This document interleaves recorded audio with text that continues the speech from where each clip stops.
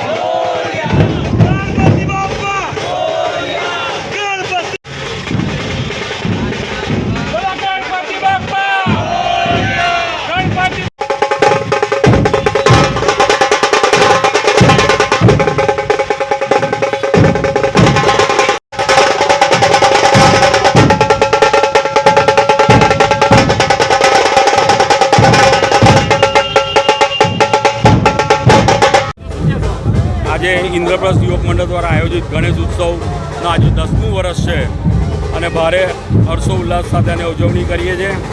આ વર્ષ અમે સ્પેશિયલી ઉડીસા સમાજ દ્વારા જગન્નાથજીનો જે રથ છે એ રથમાં શ્રીજીને બિરાજીને પ્રવેશ કર્યા છે। અમારા મંડળના અને અમારા માતૃતુલ્ય એવા શ્રીમતી રંજનબેનની ઉપસ્થિતિમાં આયોજન કરી રહ્યા છે। વર્ષોની પરંપરા અમારું 9મું વર્ષ છે। ઇન્દ્રપ્રસ્થ યુવક મંડળ આયોજિત ગણેશ ઉત્સવ 2024 અને આજે અમે અમારા ગણપતિ બાપાનું આગમન કરી રહ્યા છે। ખૂબ જ હર્ષોલ્લાસ, ઢોલ તાશા નગરાર સાથે અમે અમારા ગણપતિ બાપાની સ્થાપના કરવા જઈ રહ્યા છે। અમારા એક્સ મેમ્બર ઓફ પાર્લામેન્ટ માતૃતુલ્ય એવા રંજનબેન ભટ્ટના વરદ હસ્તે અમે અમારા ગણપતિ બાપાની સ્થાપના કરવા જઈ રહ્યા છે। એમના વરદ હસ્તે અમે અમારો રથ આજે ગણપતિ બાપાનો અમે અમારા પ્રાંગણમાં લઈ જવા રહ્યા છે।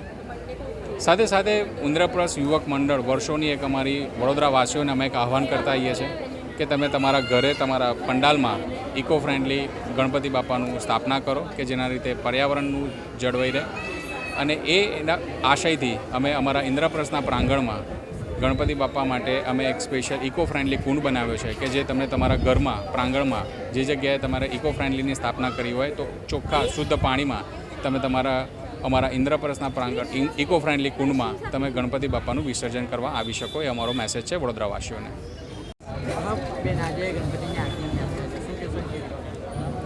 વડોદરા સંસ્કારી નગરીમાં મુંબઈ મહારાષ્ટ્ર પછી જો ગણપતિ બાપાનો ઉત્સવ થતો હોય તો વડોદરા સંસ્કારી નગરીમાં થાય છે। લોકો દરેક બોર્ડ, સોસાયટી, ઘરે ઘરે ગણપતિ બાપાની આરાધના કરે છે। એવી જ સુંદર આરાધના ઇન્દ્રપ્રસ્થના રાજા દ્વારા ઇન્દ્રપ્રસ્થ યુવક મંડળ દ્વારા કરવામાં આવે છે। ઇન્દ્રપ્રસ્થ ગણેશ યુવક મંડળ ગણપતિ બાપાની સ્થાપના આરાધના તો કરે છે, એક પરિવાર બધા જ ભેગા થઈને સુંદર મજાનું ધામધૂમથી બાપાને આગમન કરાવવું અને ધૂમધામથી વિસર્જન કરાવવું, અનેક રીતે અનેક કાર્યક્રમો સાથે ગણપતિ બાપાની આરાધના કરે છે।